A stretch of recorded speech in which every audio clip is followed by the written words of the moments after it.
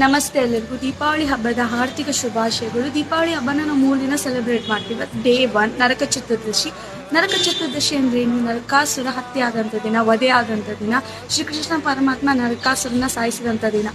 ನರಕಾಸುರ ಏನ್ ಮಾಡ್ತಿದ್ದಾನೆ? ಅವನೊಬ್ಬ ರಾಕ್ಷಸ. ಅವನು ಯಾವ ರಾಜ್ಯಕ್ಕೆ ಹೋದ್ರು ಕೂಡ ಅಲ್ಲಿರೋ ರಾಜನ ಸಾಯಿಸಿ ಅವರ ವೈಫ್ನ ತನ್ನ ಸೆಕ್ಸ್ ಸ್ಲೇವ್ಸ್ ಆಗಿ ತಗೊಳ್ತಾ ಇರ್ತಾನೆ.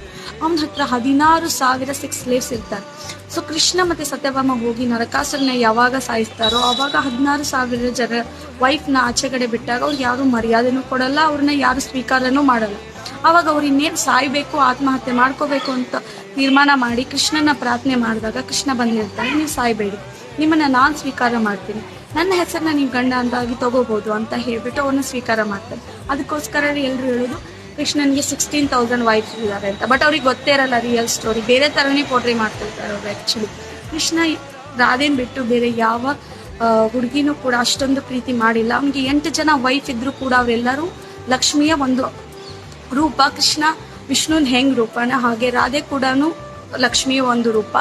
ಸೊ ರಾಧನ್ ಬಿಟ್ಟು ಅವನು ಅಷ್ಟೊಂದು ಯಾರನ್ನೂ ಅಷ್ಟು ಇಷ್ಟಪಟ್ಟಿರಲ್ಲ.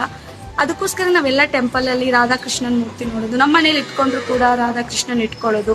ರುಕ್ಮಿಣಿ ಕೃಷ್ಣನ ಅಷ್ಟು ನಾವು ಪೂಜೆ ಮಾಡಲ್ಲ, ಬಿಕಾಸ್ ಆ ಪ್ರೀತಿನ ಒಂದು ಸಂದೇಶವಾಗಿ ಅವರು ಹೊರಗಡೆ ಜಗತ್ತಿಗೆ ತೋರಿಸಿರೋದೇ ಆ ರೀತಿ. ಸೊ ರಾಧಾಕೃಷ್ಣನೇ ನಾವು ಯಾವಾಗಲೂ ಪೂಜೆ ಮಾಡೋದು.